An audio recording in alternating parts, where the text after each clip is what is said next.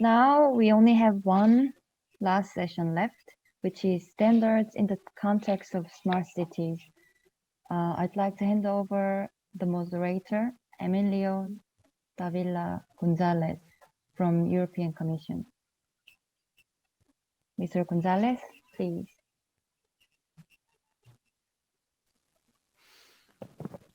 Thank you, Kate, and many thanks for the invitation. Could you authorize my video, please? Yeah, thank you. Okay.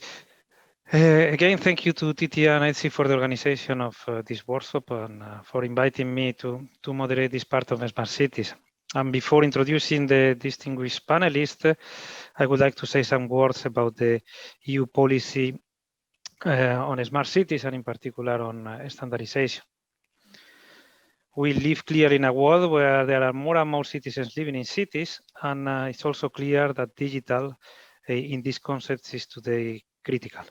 And we have experienced it even more with this pandemic, as we have seen also from the previous presentation.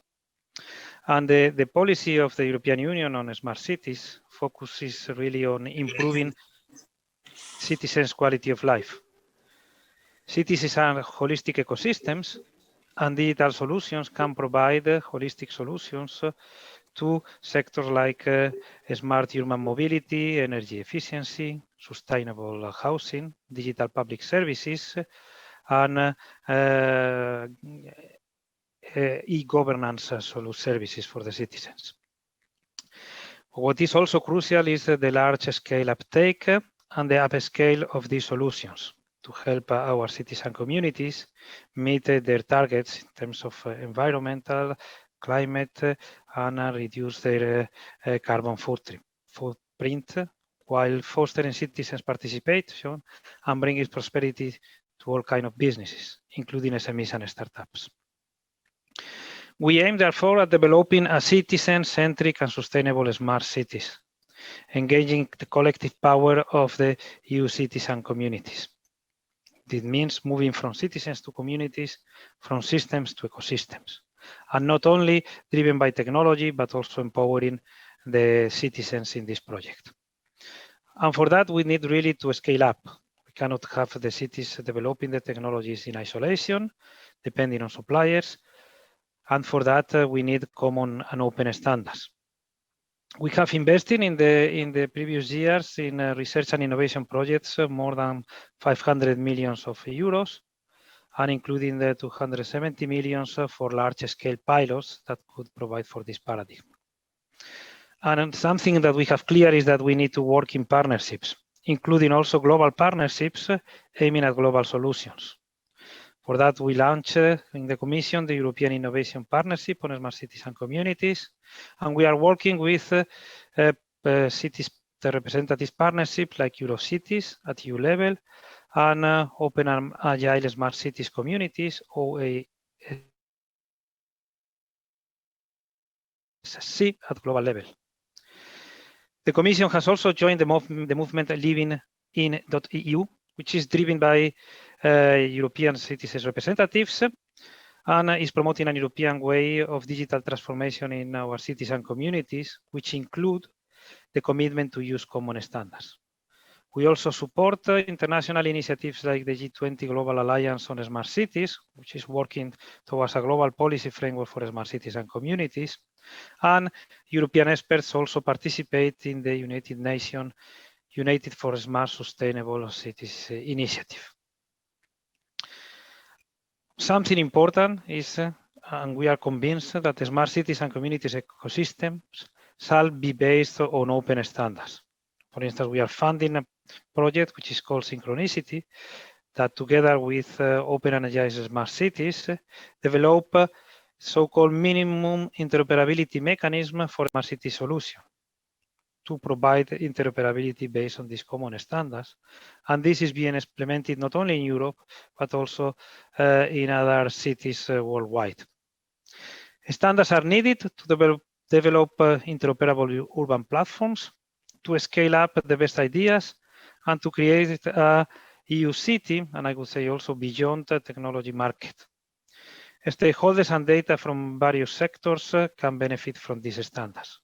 This will help in removing barriers and also avoiding lock-in to suppliers, and at the same time promoting interoperability and the appearances of different solutions promoted by innovators. But for that, we need common standards, like the ones developed internationally in 1M2M for Internet of Things applies to smart cities, data information models, common ontologies like SAREF, context information modeling, open source solutions, and we are supporting from European Commission with our research and innovation projects to contribute to that, but also to bring together the stakeholders into standardization. We believe also that international cooperation towards this common standard is needed, and one example is this workshop that we have today with our Korean colleagues. And after that, I would like just now to give the floor to our panelists. We have today two very knowledgeable panelists. On one side, Mr. Christophe Collinet, who will present with more detail the EU approach in the field of smart and sustainable cities. He's very well placed. He's the Smart City Project Manager for the nice city of Bordeaux and has been involved in several EU research projects and pilots. He's also a member of Eurocities and Open and Agile Smart Cities community. And he's also the Secretariat of the European Non-Governmental Organization of Information and Communication Technology Users. He's also active in several standardization technical committees in ETSI. And from the Korean part, we have Dr. Daejeon Cho, hope we pronounce it well, who will present us the Korean strategy for smart cities governance and standards. He's a chief director of the National Strategic Smart Cities Research and Development Program in the Korean Agency for Infrastructure Technology Advancement. He's also a member of a special committee of smart cities by presidency and member of the National Academy of Engineering of Korea. And he has an impressive background of planning and implementation of national research and development programs in different fields like urban problems, architecture, civil structures, and transportation, being promoter of the Korean National Flagship Program, developing large-scale demonstration projects. So without more waiting, Mr. Collinet, you have the floor, please.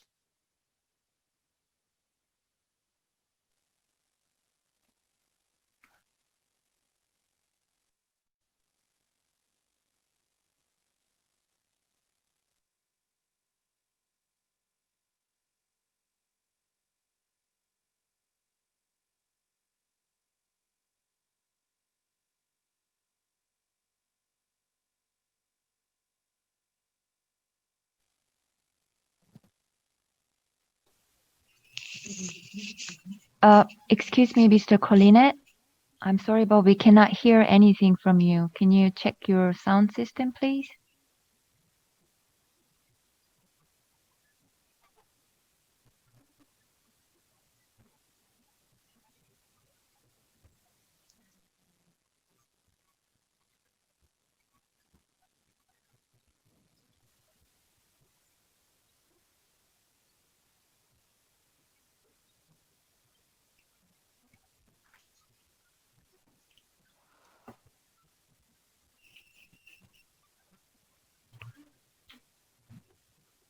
It still doesn't work.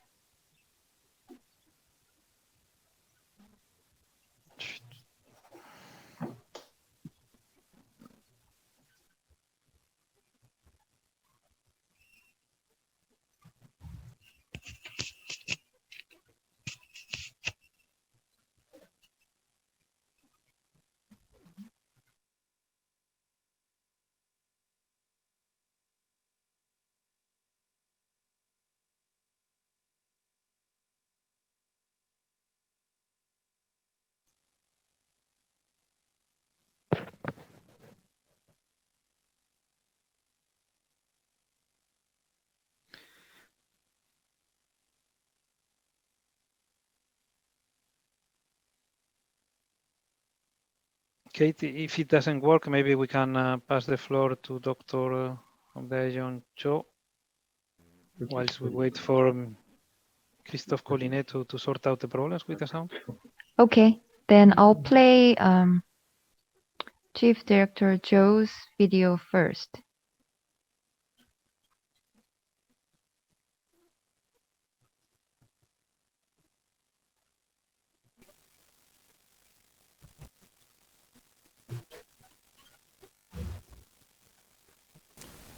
Good morning and good afternoon, ladies and gentlemen. I am Daeyeon Jo from Korea Agency of Infrastructure and Technology Advancement. So I am a Chief Director of Korea National Smart City Strategic Program. So it is great honor to present our Korea Smart City activities in this workshop. I introduced Korea Smart City activities, and I explained the activities of National Smart City R&D program in this session. First, thinking about the evolution of a city, we experienced many various urban transformation from first industrial revolution to second industrial revolution, and nowadays we call it fourth industrial revolution. We can think about artificial intelligence and autonomous vehicles. So especially 21st century, the smart cities are interested in many silos, for example, energy and mobility and environment. So in Korea, we started the ubiquitous city early 2000 years, and after that we developed so many programs and technologies. So thinking about the purpose of smart cities, I summarize three perspectives. The first one is about urban problem solutions. We can solve by use of data. And second thing is about sustainability. Thinking about socially and economically and environmentally, we focused on the is a sustainable growth of our world and our cities. And the third version is about we're thinking about digital transformation, so we can make some is a digital economic development by use of autonomous vehicles and IoT and artificial intelligence and many digital technologies. So I can introduce the activities Korean Smart City is development. For example, in early 1960s, our country after Korean War, we were struggling to the new model of modern cities, and we benchmarked the European cities and modernized the US cities. So after that, we make some 5-year economic development plan. We make a successful urbanization of our countries. After 1988 Seoul Olympic Games, we make some stabilizing of housing and urban problems. So after that, we adopt some ICT technologies. After that, we make some maturity of our cities. So we introduce some ubiquitous concept to our cities. So in the initial stage of our urban development, so we adopt some CCTV and we make some broadband network systems, and we make some integrated operating center in a city. So after that, we make some services and good solutions, for example, fire protections and criminal protection also, and we can monitor the traffic conditions. And after that, we develop some other solutions, but we call it K-Smart Cities. So for example, nowadays we performed more than 70 programs of smart cities in our country. So most of our cities adopted some smart city platforms. We call it UCT platform. And in this presidential times, we make some historic demonstrative cities. For example, two demonstrative programs and another national strategic program. I explain more detail in next slides. But before this mention, I can classify the smart city is application in cities. For example, in the greenfield, we call it new city development. We can adopt some new technology very easily. But in the case of brownfield, most of citizens should participate in the development of this urbanization. So we make some living lab in these brownfields. So in the case of greenfields, we make some Korea demonstrative projects. Two cities, one is Sejong 5-1 district. In the case of Sejong pilot cities, with the concept of AI-based cities is creating a new smart city model, and we adopt some 7 innovative solutions. In the case of mobility, we can make some sharing mobilities, and there is no car-free zones. And in the case of healthcare, we make some AI-based solutions, and wearable devices are useful for these healthcare solutions. Other solutions about the untapped education and energy management systems and governance and culture and creating new jobs in these areas. And the second case is about Busan Eco-Delta City. This region is near Busan, and this location is famous for its water areas, water solutions. We call it water cities. So in this Eco-Delta City adopts 10 solutions. For example, some areas can adopt some robot solutions for security. And in the case of water circulation systems, and it's a zero energy town. So these kinds of demonstrative city will be constructed maybe in 3 or 5 years. And our government make an effort to regulate and make some institution for smart city enhancement. For example, in 2008, our government makes some Smart City Act to provide a legal framework for smart city development and management. I think it is the first time in the world. After that, we make some regulation improvement, and recently we make some regulatory sandbox programs. I can explain some national smart city R&D program. I am in charge of this national smart city R&D program. So this program has launched for the purpose of developing standardized open data architecture. So I introduced this program last year in Montreal in Switzerland. Many countries and many organizations were interested in this program.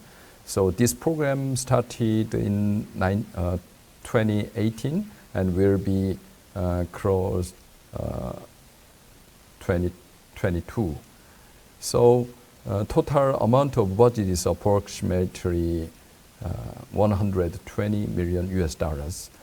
Until now, more than 120 organizations and more than 1,200 research members are joined these programs.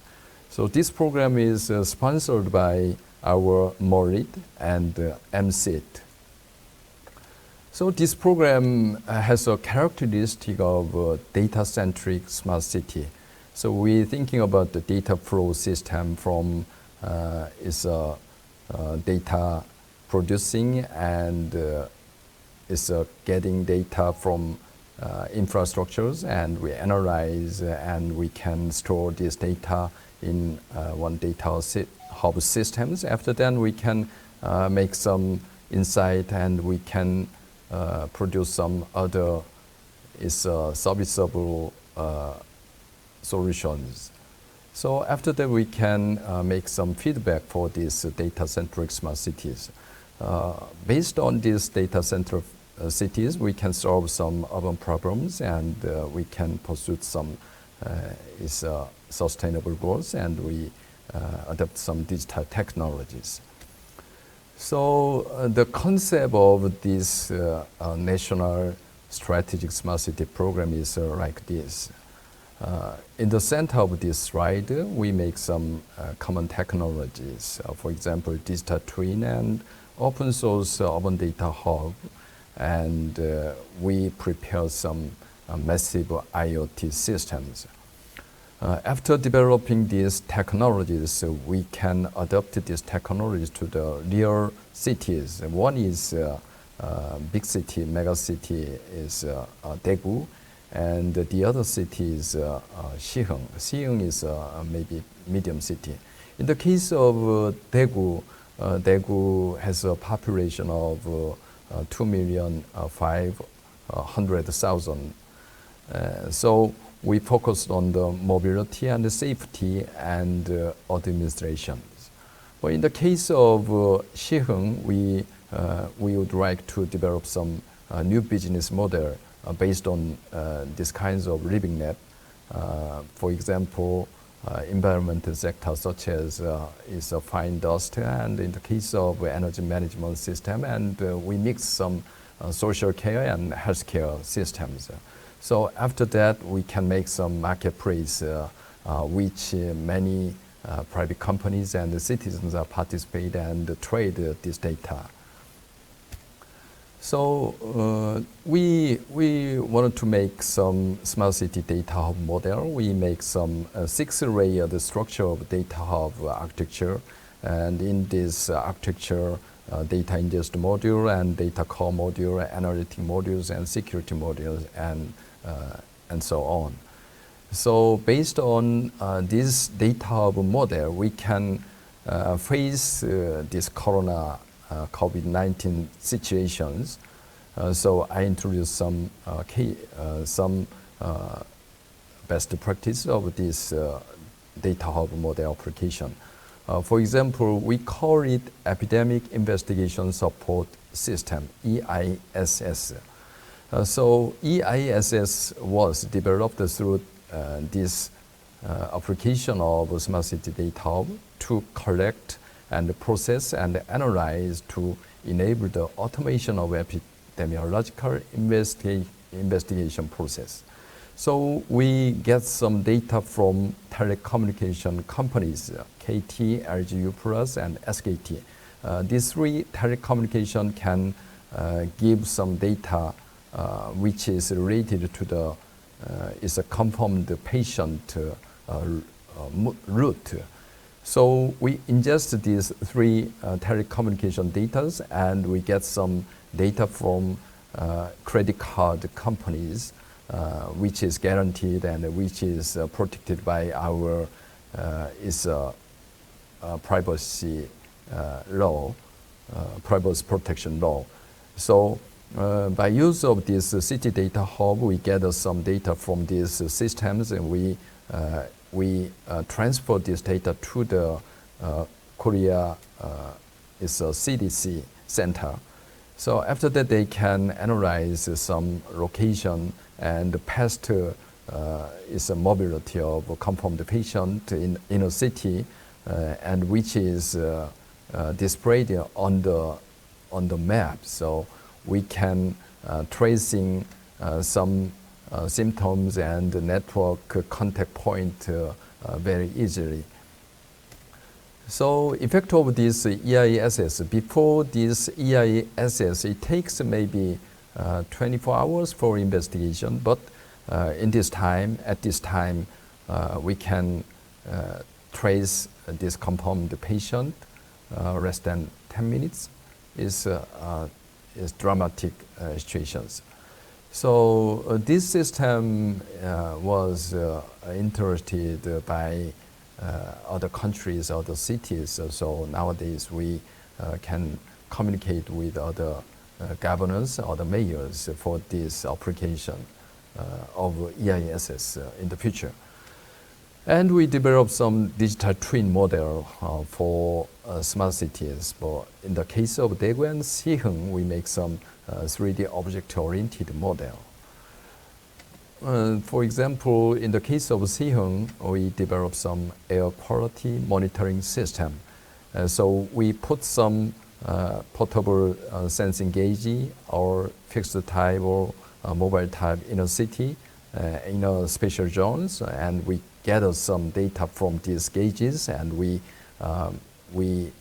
transport this data to the IoT platform. After that, we make some database and we analyze the data so we can predict some find those to its expansion and find those to flows in a city. So after that, we can make some these solutions and this information for it's aged people or children, and we can use of this data for the business. And we make some living lab programs, for example, smart kindergarten, and sometimes we make some citizen participation programs. So it's the final slide of for introduction of our KAIA. KAIA is a national agency, R&D agency for the enhancing the new business models, and we make some implementation of new developed technologies in the area of land transportation and infrastructure, especially housing, new housing models and long span bridges and planters and buildings. So we have many experiences about it. So you know, the smart city has a very complicated and difficult programs, and it has some you know, the cross-functional solutions for that. So our KAIA can contribute for the is the best way for that. So I'm working at this KAIA. So hopefully we want to collaborate with the EU, ETSI for standardization of smart cities and scale up of this Korean demonstrative program model to other areas. So thank you for attention.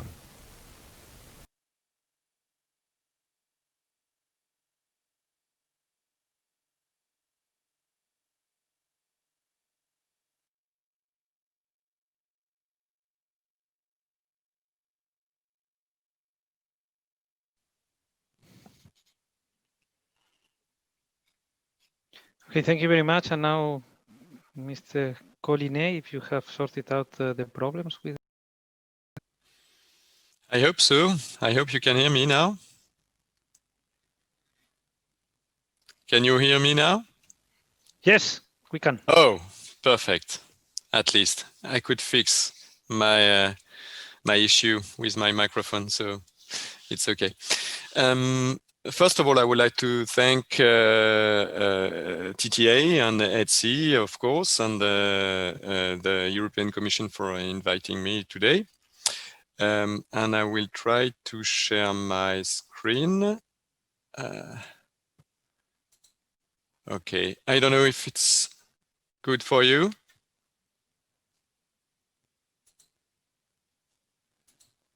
Is it okay? Yes, it's very clear. Thank you. Okay, and you can also see my screen. Yes, very well. Good. Let's go on. Thank you. So my purpose today will be to follow up the following content summary. So this is the summary of my presentation. A quick overview of the standardization activities of ETSI related to smart cities, and why interoperability is key for cities regarding their financial and human resources capacity. So if we look at the ETSI activities, we can see that the standardization activities cover nearly the full IoT stack. At the normative level, I'm personally very much involved in ATTM for local networks and multi-services networks for cities. In industry specification group, the SIM, for content information management, and also in SAREF for cities, which is a kind of tool to describe and to address the different components of a city in the same way wherever you are in the world.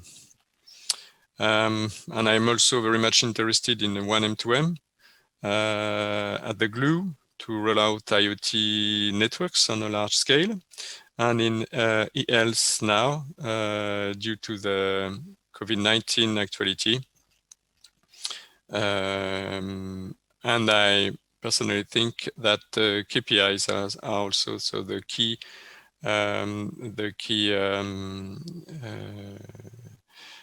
indicators are also very important for city managers in order to evaluate and to manage the day-to-day benefits of smart cities implementations through the prism of a common repository for cities that is common for cities at the European level. So if we look at the public authorities' challenges, as I represent public authorities today, we can see that from time to time, the private sector and communities need to collaborate and to cooperate towards a common goal. The consequences of this lack of coordination between public authorities and providers is security issues for the citizen in their daily life. For example, when you have 5,000 free floating bikes delivered from China and dropped in the streets in a few days, then they can be left down by the users, wherever in the streets or beside a bus stop, for example.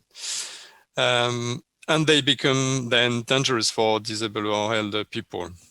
So in order to prevent these security issues, we need to hire new teams or civil servants, which means new costs and finally new taxes.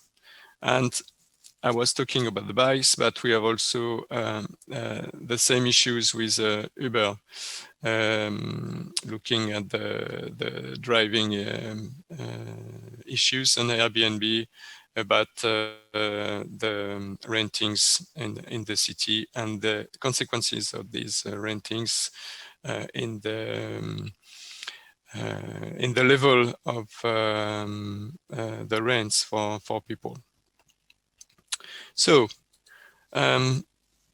if we try to summarize the public authorities' challenges, we have three challenges. Sorry, we have first of all ICT, which is, I would say, perhaps the simple things to manage.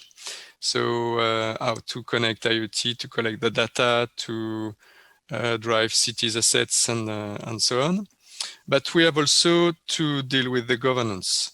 And governance is a very important pillar to build the next generation of sustainable city.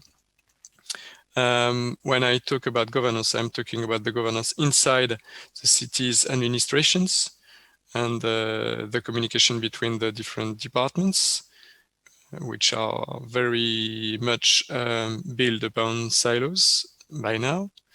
And also I'm talking about how to associate the citizens in the development process of the smart city. Citizens are a privileged player, which must be put at the heart of the design of a new smart city service. If to illustrate the citizens' importance in the smart city, they are increasingly aware of the use that can be made of their personal data. And the threats posed by the GAFAs regarding the inappropriate use of their personal data is now well identified by a large part of the population. And in this respect, the UN declaration is very interesting because they are pointing out the 5 different topics where we have to deal with. First of all, the universal and equal access to the internet and the digital literacy. The privacy, data protection, and security, we talked about a lot about during the previous presentations. Transparency, accountability, and non-discrimination of data, content, and algorithms. The participatory democracy, diversity and inclusion, and the open and ethical digital service standards. Based above these principles, there was the creation of a CC4DR, which means Cities Coalition for Digital Rights, in the footsteps of the UN Habitat. This NGO is dedicated to promote and to support digital rights for citizens and visitors. And after only 6 months, we have already the first outcomes coming from this organization, including 45 members from the 5 continents, 6 languages for international gatherings, 3 conferences, and so on and so forth. So this is a concern which is raising more and more at the citizen level. And we have to take into account, of course, when we have to build smart city infrastructures. So, why interoperability is key for smart cities? This slide is here just to illustrate the different components of an integrated mobility service. And without going into the details that would be boring for you today, it's quite obvious that without interoperability, it would be very complicated to rapidly develop this service without incurring very, very significant costs on human resources. So how to build interoperability and what is the European approach to interoperability? From the point of view of the European Commission and having experienced it directly as a user, it's essential to put the different actors in contact with each other. The users, represented by the cities and communities organization, and Emilio talked about OASC, Open and Agile Smart Cities. And I'm also here to represent Eurocities as the chairman of the Standardization and Interoperability Working Group, and eGreen for Users, which is an organization of users acting for green ICT. When you have to make people work together and to develop smart cities, we also need, of course, ESOs, so Sensenelec and ETSI, and the European projects, because thanks to those European projects, you can make people work together, providers, cities representative, and the ESOs.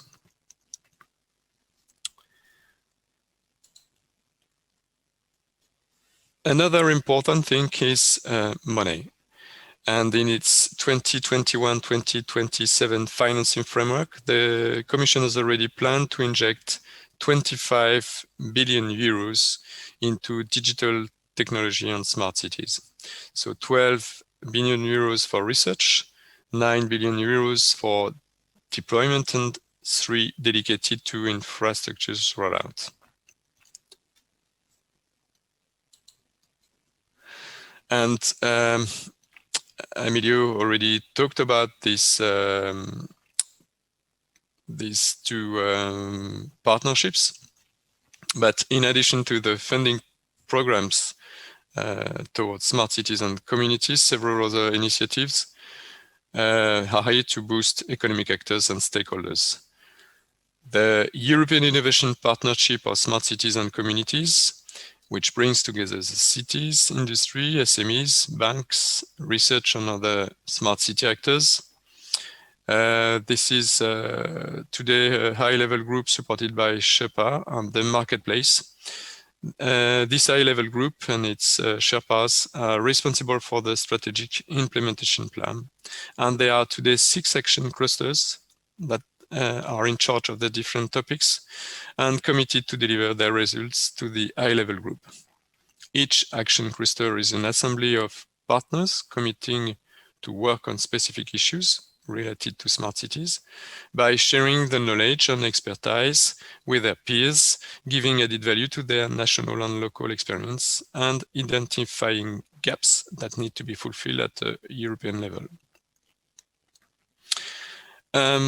And the other initiative, which is Living in EU, which is something more recent.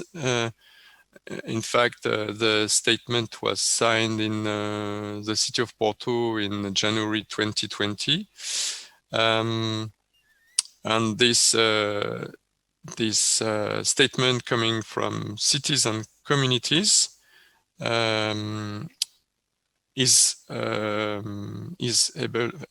wants to tackle a growing range of interconnected challenges. And in order to boost these efforts through a European way, where digital solutions help to create places where people enjoy living and working. And those digital solutions are broad and include approaches to smart urban mobility, energy efficiency, sustainable housing, digital public services, and civic-led governance. A large-scale uptake and upscale of these solutions are, on our opinion, as signatories, crucial to help the cities and communities to meet the climate targets and to reduce the environmental footprint. Through co-creation with citizens, this initiative aimed to bring the economic and social benefits of the transformation to all local communities and to implement an inclusive digital Europe with powerful digital services, technologies, infrastructures, and skills. To go a little bit deeper in this new initiative, and in order to implement and to develop the principles proposed by the Living in EU initiative, it was decided to launch 5 working groups on the following themes: financial, technical, legal, education and capacity building, monitoring, and measuring. And each of these groups is steered by an actor involved in the theme. For example, the technical group is led by OASC, the skills by INAL, and the financial by Eurocities. And to go deeper in the technical group, the commitments and deliverables of the Living in EU Tech Group is to use common standards and technical specifications to make key enablers, including data, infrastructures, and services available to all, to establish, of course, a common market, and to deliver a concept paper specifications. We will talk about MIMS a little bit later, but MIMS means minimum interoperability mechanisms. I will detail them in the following slides, and an operational guide jointly with the other Living in EU commitments.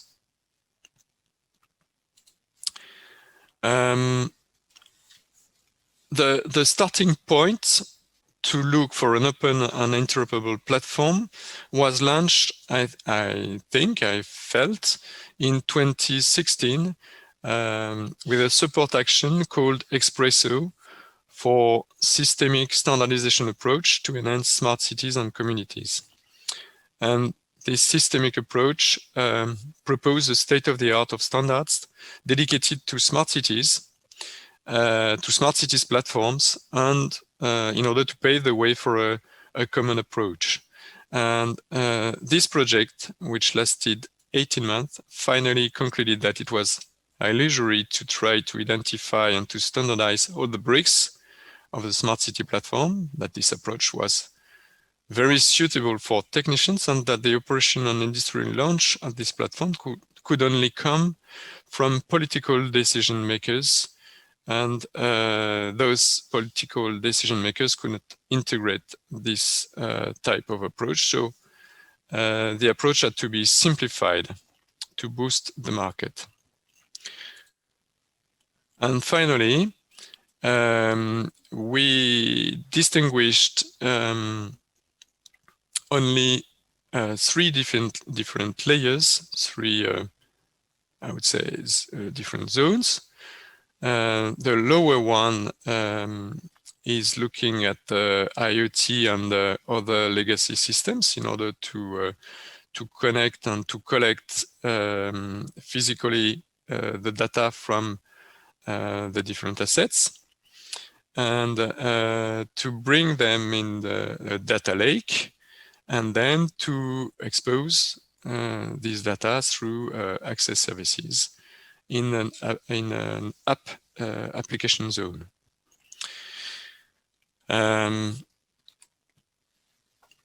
In order to make these different zones communicate, we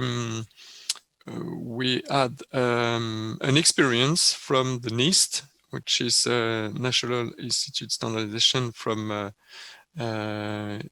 United States, that proposed the concept of pivotal point of interoperability.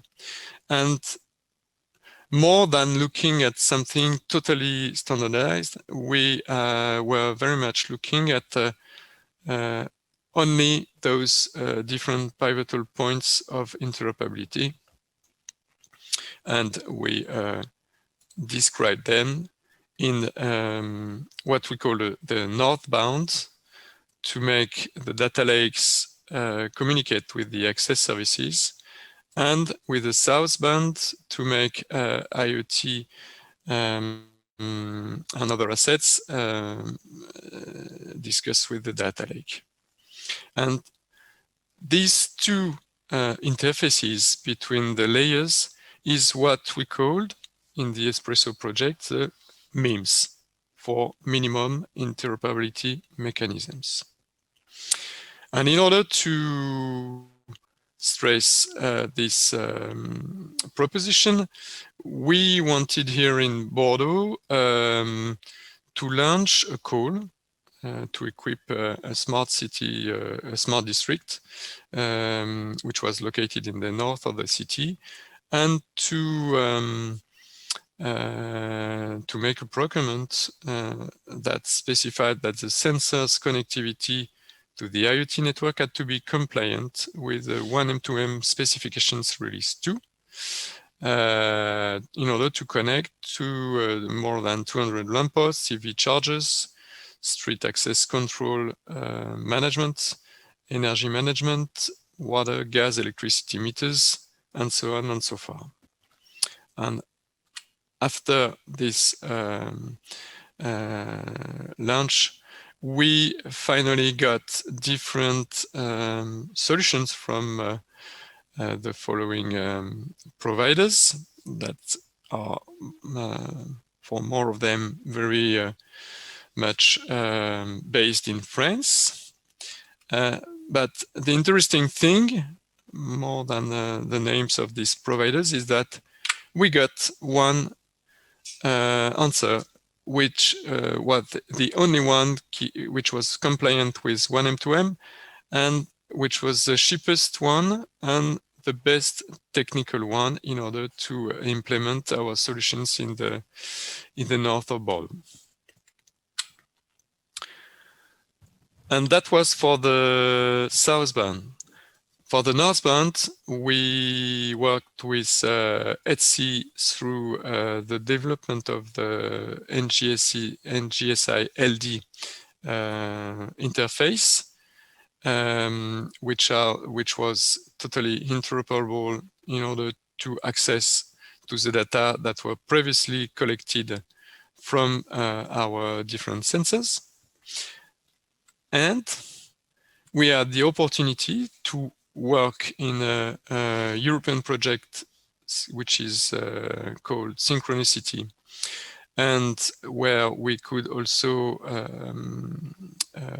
share with Songnam, with Genève in Switzerland, with Songnam, of course, in Korea, with Geneva in Switzerland, and of course with Bordeaux, in order to develop, thanks to an open call, which was planned in the Synchronicity project, and to develop an app to collect on the 3 different IoT platforms, either from Korea, either from Switzerland or from France, the data in order to, in this case, inform the electrical car drivers where was the best EV charger for their car, considering the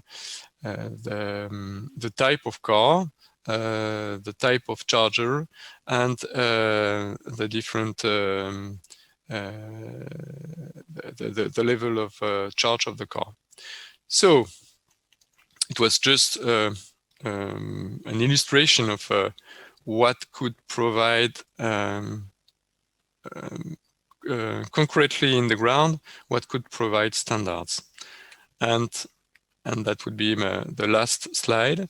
I think that international agreements and the standards give more confidence for the public sector and enlarge the market for the business. Of course, if you have the opportunity to sell your solutions either in Europe or in Korea or whatever in foreign cities, it's very much more interesting as a supplier than just looking at the French market or the European market.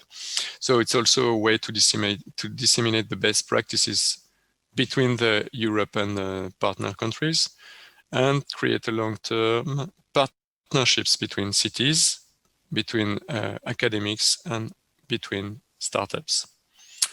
And that's it on my side. Thank you very much for your attention, and I remain at your disposal for any more questions. Thank you very much. Okay, thank you, Christophe. And we are running a little bit late with the sessions, but before concluding it, I would like at least to make one question for the both of you. And from your presentation, I see similar challenges that we are facing in Korea and the European Union, and similar fields of work in our research programs, and similar objectives. And we know also that there has been already some cooperation between Korean and European cities. You mentioned your cooperation with Seongnam and I think also the KT University on the implementation of 1M2M standards in your cities, and cities like Busan and Sejong, which Dr. Cho mentioned in his presentation, are members of the Open and Agile Smart Cities initiative, where many European cities sit. So my question is two, basically. Can you say about this cooperation and how useful it is? And second, how could we envisage to broaden this cooperation between Korea and the EU on the field of the smart cities standardization, and that also including to bring the views of the cities into the different standardization organizations to global standards? Thank you. Maybe you can stand, Christophe, because you have this cooperation. Okay, thank you very much. Thank you. So I can, basically I am civil engineering, so my background is about the physical infrastructure. So my focus on the context of urban development and social activities. But you know, the ICT is very important for smart cities. So my perspective is about how can make interaction between the physical infrastructure and the cyber spaces. So it's a coordinate mention about the interoperability. So I think it's very important topic of smart cities. So nowadays in Korea, our experts are interested in how can make some data interoperable and exchangeable. So in my program, we tried to make some example. For instance, how can we connect the legacy system to this data hub systems? So how can we make some standardized data set and data format? And after that, we can make some it's a common approaches for the decision making or administrative activities, and that gives some efficient way for governance of smart cities nowadays. So it is very recommendable in our country.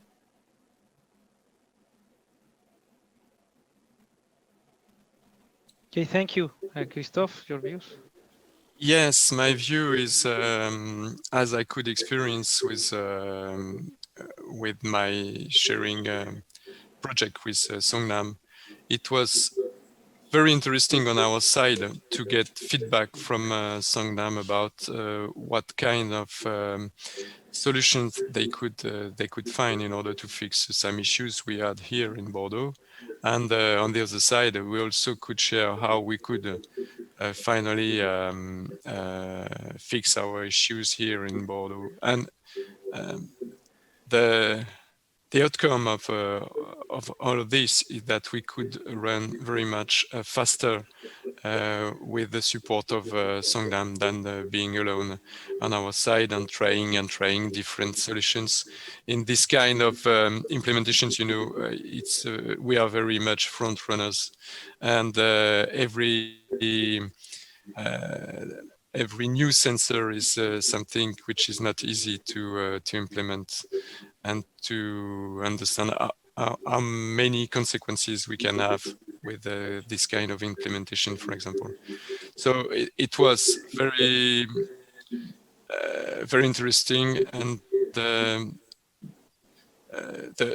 consequences is we can run faster with international cooperation like this, really.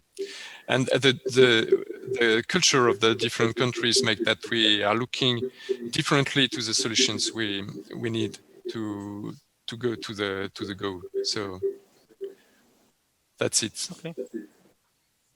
Thank you. So maybe yeah. In addition, I have a comment about European countries' approaches and Korean approaches. There is, I think, some difference between two sides, because we have experienced the ubiquitous city more than 10 years ago.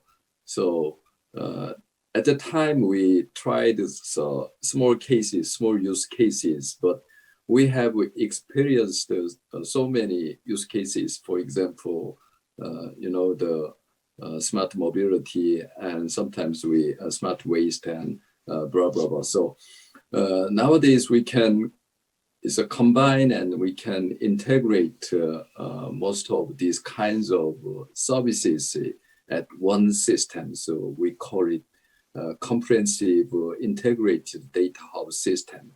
So nowadays, in the initial stage of smart city design, we make some comprehensive and integrated total solution systems. And we designed this kind of architecture, and we sometimes we follow the openware software, and sometimes we adopt some commercial version, and we combine these kinds of various systems in advanced systems. After then, we connect each solutions, each IoT platform. So you Corinne mentioned about the northbound and southbound. We follow these kinds of layered structures. So we accumulated many use cases in one platform and one stages. So that makes the developing smart cities more efficient, and it's a save the time. So we can recommend these kinds of approaches, and we open these approaches to the other worlds by standardizations. So, okay. So thank you very much. This is a real interesting discussion, and unfortunately we don't have time to continue with more questions, but I retain for your exchange that yes, there is a lot of enrichment from both sides by sharing practices and bringing together into a standardized solution. Platforms, data models, standards is something I see. So maybe we can think of bringing together the partners, organizing a workshop maybe with the help of Indico as well, and then continue sharing this experience and see how we can contribute together to standards. Thank you very much to both the speakers. I pass the floor to